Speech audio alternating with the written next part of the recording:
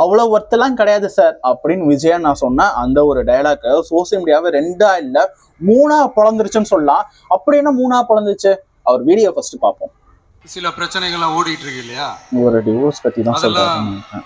நீங்க அதுக்கு போராடி ஆமா ஃபேன்ஸ் தான் எல்லாரும் பயங்கரமா இருக்காங்க.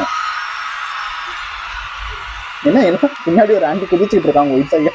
அதெல்லாம் நான் பாத்துக்கிறேன். நாமளும் நீங்களும் சேர்ந்து மக்களுடைய பிரச்சனைகளை மட்டும் பார்ப்போம். சரிங்களா? அவ்வளோலாம் ஹர்ட் ஆகுதுங்க. அதெல்லாம் வருத்தெல்லாம் கிடையாது.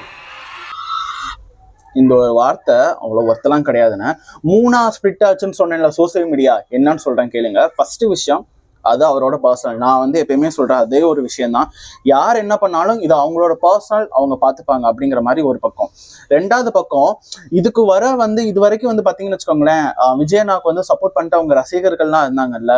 ஆனா பப்ளிக்கா த்ரிஷா கூட ஒரு அப்பியரன்ஸ் கொடுத்தாலும் அவங்க அப்படியே ஆப்போசிட்டா மாறிட்டாங்க. என்னன்னா அது எலெக்ஷன் வர வெயிட் பண்ணிக்க கூடாதா? இவ்வளவு நாள நாங்க அவங்களுக்கு சப்போர்ட் பண்ணிட்டு இருந்தோம், ஏன் இவர் இப்படி பண்ணிட்டாரு, அதுவும் பப்ளிக்கா ஏன் இப்படிலாம் சொல்றாருங்கிற மாதிரி 2வது பக்கம். 3வது பக்கம் இவர் அப்போஸ் பண்ணி ஒரு விஷயம், ஏன் பப்ளிக்கா அவ்வளவு ஒர்த்தெல்லாம் கிடையாதுன்னு சொல்றாரு, எதை சொல்றாரு, டிவோர்ஸை பத்தி சொல்றாரு, இப்படி அதெல்லாம் சொல்லாங்க. 3 சைடா ஸ்பிட் ஆயிட்டாங்க.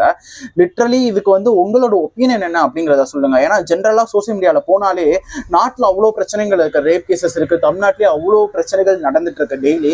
இதை பத்திலாம் சோசியல் மீடியா இந்த மாதிரி 2, 3, 4 பொழந்துட்டு இருந்துச்சுன்னா ஒரு மாதிரி செம்ம ஹாப்பியா இருக்கும். அப்பா ஏதோ நமக்கு என்ன விஷயமோ அதை பத்தி பேசுறாங்களா அப்படின்னு இருக்கும். ஆனா ஒருத்தவங்களோட பர்சனல் லைஃப் இப்படி ஆயிடுச்சுன்னு சொல்லி பப்ளிக்ல கொண்டு வந்துட்டு அதை பத்தி டிபேட் பண்ணி அந்த லெவலுக்கு சோசியல் மீடியால பார்த்தா யாரோ அவர் ஒரு செலிபிரிட்டியா அவரை கூப்பிட்டு வச்சு இன்டர்வியூ எடுக்கிறாங்க, பேட்டி எடுக்கிறாங்க, அது அவரோட ஃப்ரெண்டா, இது அவரோட ஃப்ரெண்டா, என்னடா நடக்குதுங்க அப்படிங்கிற லெவலுக்கு இருக்கு. உங்க ஒப்பீனியன் என்னன்னு மறக்காம கமெண்ட் பண்ணிட்டு போங்க.